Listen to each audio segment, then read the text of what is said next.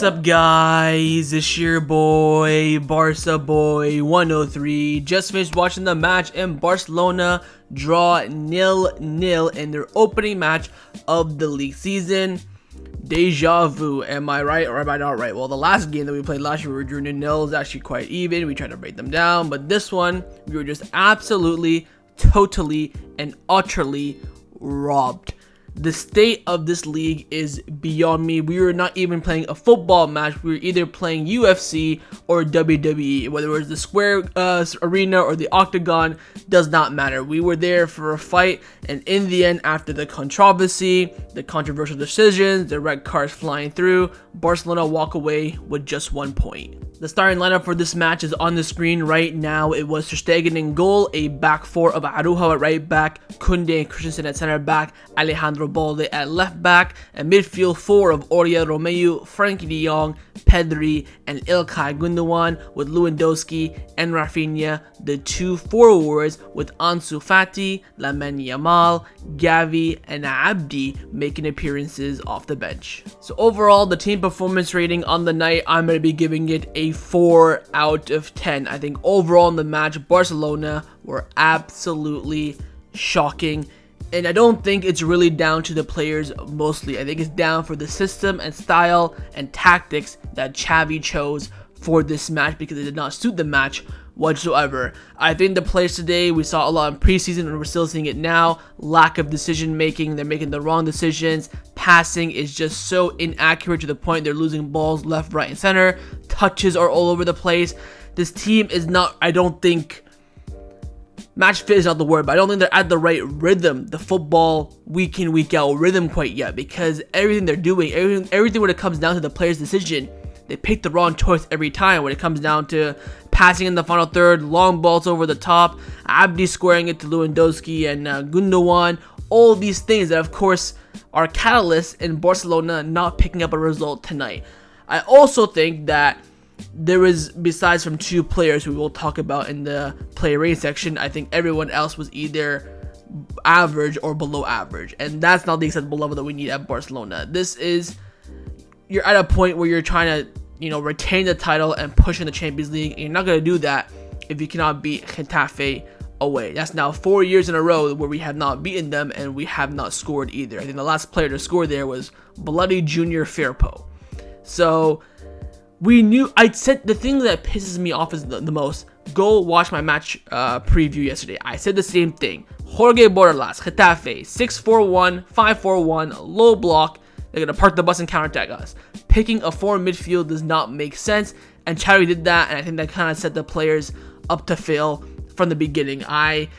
There's nothing else to really say that it's just a lack of decision making and clear passes and movements that, created Barcelona, that didn't help create Barcelona little to no chances in this match. So overall, team performance rating, very, very poor, and I have given it a 4 out of 10. Now, I think it'd be rude for me if I continued on this match review without speaking about the refereeing performance that we just witnessed on the pitch. Absolutely shocking. Xavi right now is doing his post-match press conference, and he's having an absolute field day. The performance of the referee today, Cesar Grado, was beyond disgraceful. And I'm not complaining about Raphinha's red card. Clear red card. Raphinha, dumbass. L was a player. Apparently the player was provoking him from before. No problem with that whatsoever. How Damian Suarez left the halftime without even getting booked is beyond me. Getafe were playing dirty football, which is their tactic. Fine. No problem with that whatsoever. But they have to be penalized for that. They've gotten 6 yellow cards in this match and 1 red card, when it should have been 10 yellow cards and at least 2 red cards, in my opinion and pretty much everyone else's opinion. Giving Xavi a red card as well, disgraceful. Firstly, Xavi was not umming and ahhing, raging and yelling. He was just upset that Abdi was not given, that there's no foul given on the Abdi attack. He didn't, push the referee or touch him or anything like that. Get sent off. When Jorge Bordalas was on the pitch yelling with his fat stomach out, going like this, hey, hey, hey, and yelling, pushing and stepping on the pitch, and was not even booked for that. Where is the fairness? Where is the balance of play? Then you go to the last second penalty. I think, honestly, I'm being honest here, the only reason why he didn't give this is because it was 120th minute. If this was if it was like 60th minute or whatever, I think he would have given it.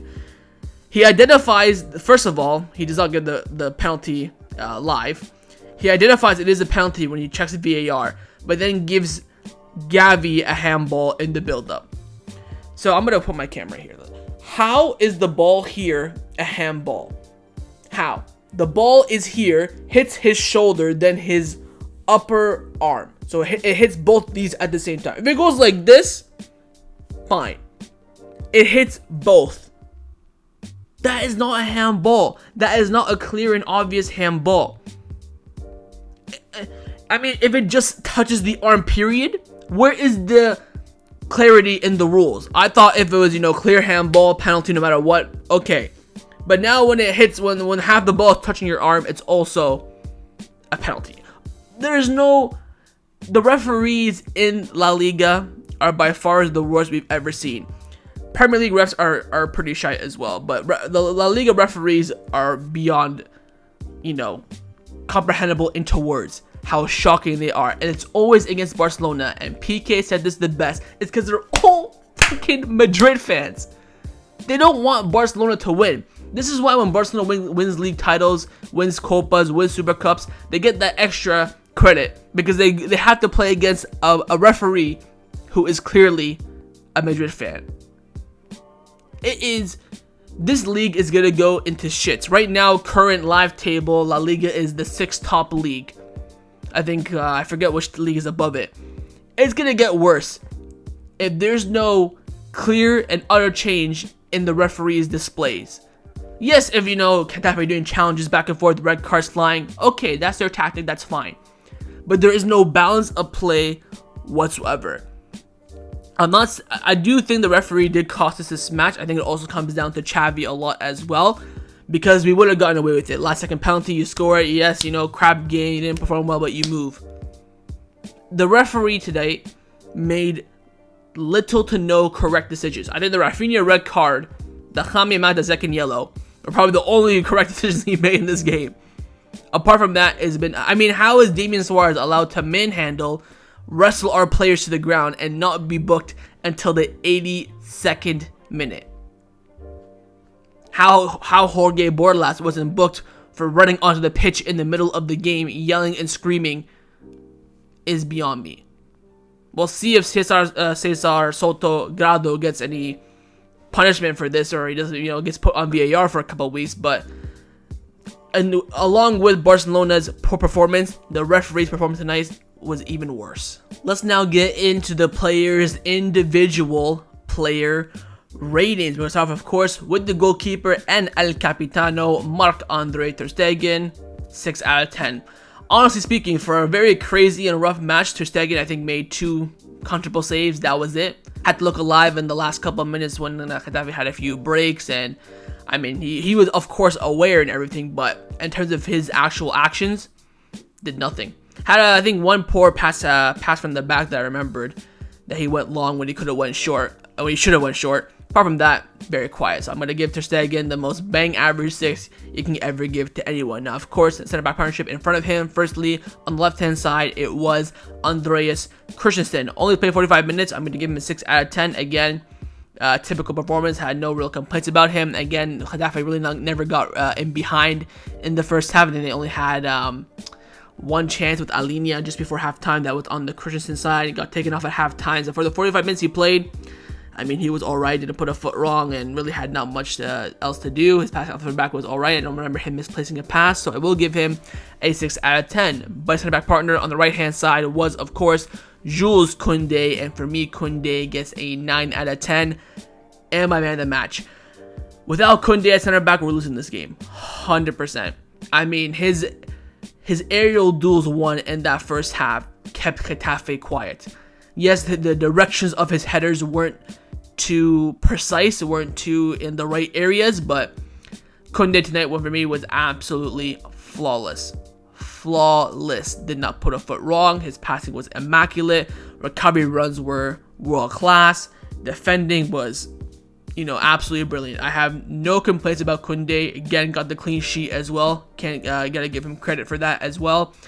Flawless. I mean, this is what you pay your money for. I think Kounde at center back is absolutely elite and one of the best center backs in the world. And tonight he showed that. I promise you, if Kounde was not playing at center back, the result would have been totally different. So for me, Kounde, man of the match, world class, gets a 9 out of 10 from me. Into the midfield now. Firstly, Romeu in the pivot for me gets a 7 out of 10. I thought he played very, very well. I think he played around 70 to 80 minutes.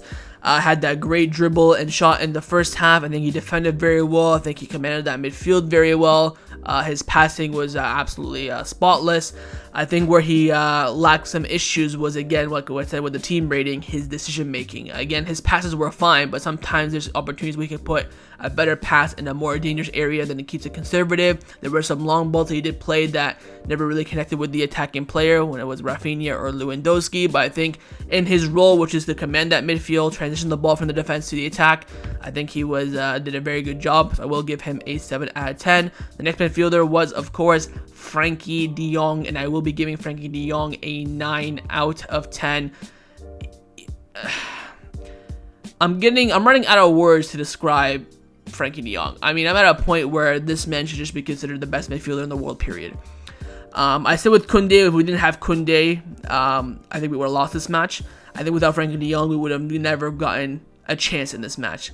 My man's runs from defense to the attack were the reason why we were creating chances. I mean, he played in the right interior, he played in the pivot for a bit, he played at center back, absolutely all over the place. And I thank God every single day that we did not sell him last summer, because I think that would have been the most catastrophic error in the history of this club, of how good this player is. I mean,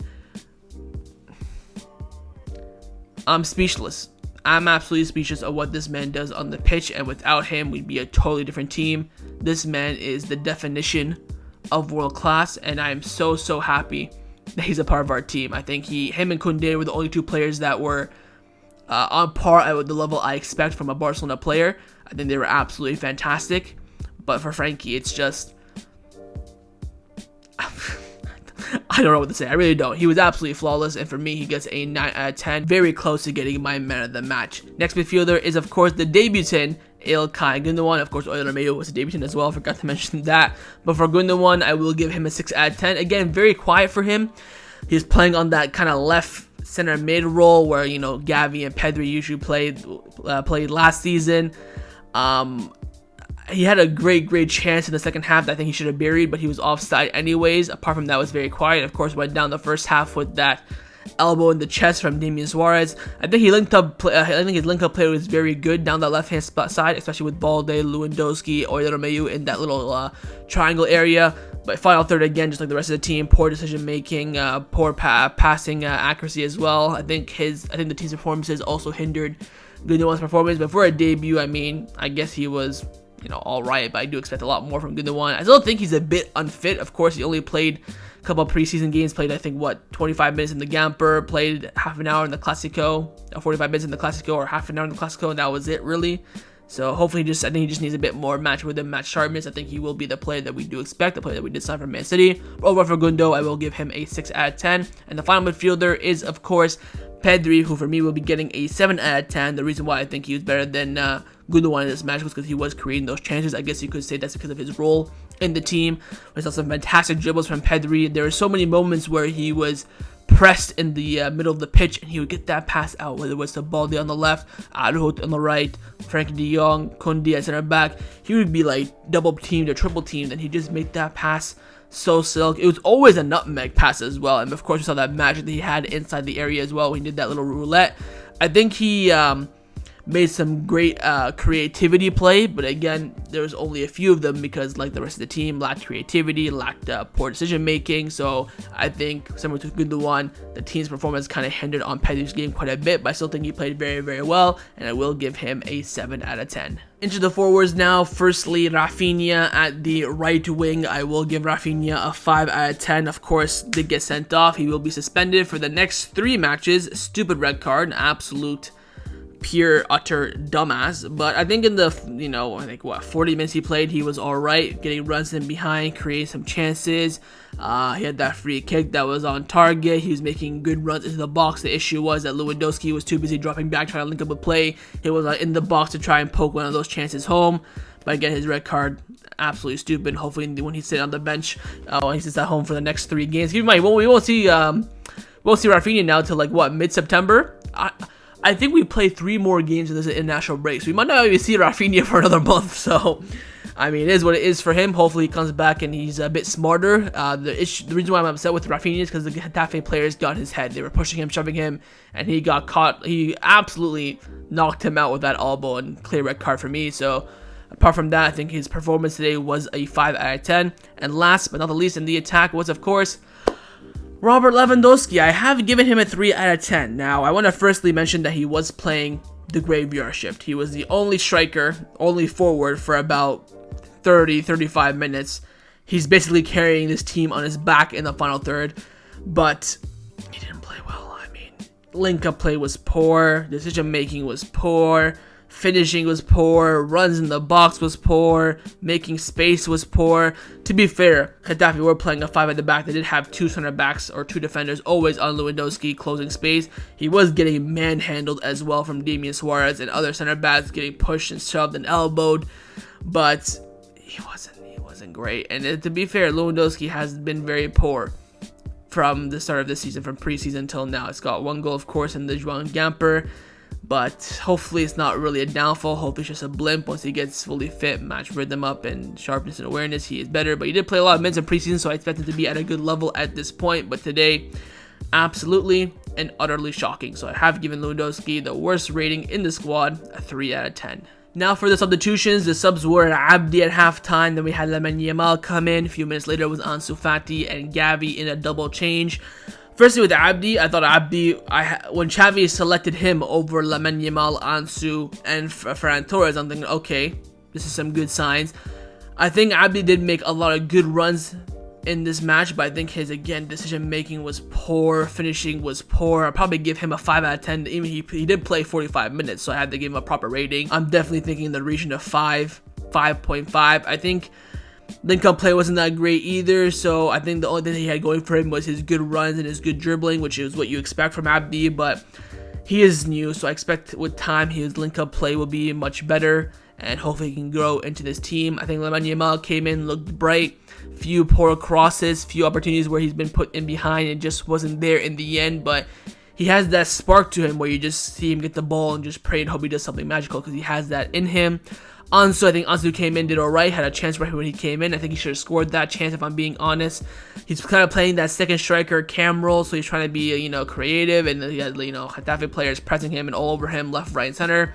I think Ansu's, of course, I think Ansu's more dangerous down the left-hand side, but I think he came in, and he was alright. Gavi came in, had that passion, desire, of course.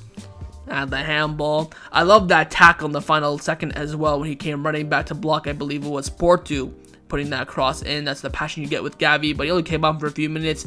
Rarely touched the ball. I think he had a few link-up plays. I think he got booked for yelling at the referee for the potential penalty, but apart from that, clearly the subs were not that impactful. And also Xavi only using 3 out of 4 subs, or not 3 out of 4, 4 out of 5 substitutions as well. So overall, the subs didn't really have that impact. I think they were the correct personnel, but hoping for better from them in the future. And last but not the least is, of course, the manager, Xavi Hernandez, who tonight for me gets a 4 out of 10 in your opening day fixture. It's not a good look. For me, this game went wrong from the lineup selection. When Xavi picked the forward midfield against a fucking combat 6-4-1 park the bus Jorge Burla side. I mean, what Xavi was thinking is beyond me. I don't know if he doesn't trust the forwards. I don't know if he thinks that Gundogan can get in behind and score some bangers. I mean, I'm just a little old guy from Canada, and I could tell you that, and everyone else can agree with me that that decision from the beginning was wrong. And I said that in the match preview. I think Xavi will pick 4 midfield, but I think it's wrong, especially against a low block. The 4 midfield can only be played when you're trying to go toe-to-toe with the team. So we're playing like an Arsenal, a Real Madrid, or a Bayern Munich, or a PSG. You want to go toe-to-toe with them. You want to have more of a combat side and create a few chances, score a few goals, and keep a clean sheet. no problem, that's fine. Or maybe against Atletico Madrid as well. But you're playing a fucking relegation candidate side at their home, 6-4-1. You need depth. You need attackers on the pitch. You need people who can smell and are clinical. Gundogan can score, yes, but he doesn't make those killer runs. He does not make those striker runs where Ansu would, where Lamine Yamal would, where Ferran Torres would. I think if he started any one of those other forwards on the left-hand side, this game would have been completely different. 100%. Down the left-hand side, you only had Balde. He had Balde against 3 other defenders. And on the right-hand side, you had Raphinha and you had Araujo, combining, making runs. So we looked more threatening on the right-hand side. Balde, poor guy, was all alone on that left-hand side by himself because Gundogan kept cutting inside. I think that's where the result mainly goes wrong. Of course, got the red card. I don't think it was a red card. I think Xavi just, of course, pushing the referee for decisions and stuff, which is fine. I think his substitutions were good, especially making one at halftime. I think was crucial. I didn't think he would do that. Credit to him. Brought on Lamine Yamal, Ansu Fati, who he wanted, Gavi as well. Would love to see Fermin Lopez maybe come in as that fifth substitutions, or maybe even Ferran Torres. Again, you pay these players hundreds of thousands of euros per week. At least use all your 5 substitutions. You have the players you have at your disposal. You beg for a competitive squad. At least, make those substitutions, at least freshen up the squad as well. They're playing damn near 110 minutes each game now with these new added time rules. You gotta freshen up the squad. So, would like to see that fifth sub. Overall, for Xavi, not a good day at the office for him, but hopefully he will take notes, learn, and improve. But tonight, he will be getting a 4 out of 10. So that was a match review for Getafe versus Barcelona in La Liga. Hopefully you guys enjoyed this video. If you did, make sure to leave a like, and of course, leave me your thoughts down below in the comments on everything we discussed. The main thing I want to first, of course, is your thoughts on the performance, and also your player ratings and your manager rating as well. And of course, make sure you guys subscribe down below if you haven't already. Again, slow start. We saw this last season, of course, and we ended up winning the league. And of course, this is a very, very difficult game, away ground as well. This is not, home to, I don't know, like a Las Palmas where you expect nothing but 3 points. I predicted in the match preview we barely win 1-0. So this is always going to be a tough match, and let's keep the composure down. Let's push and see how the results we get during the international break. Take care, and Forza Barca.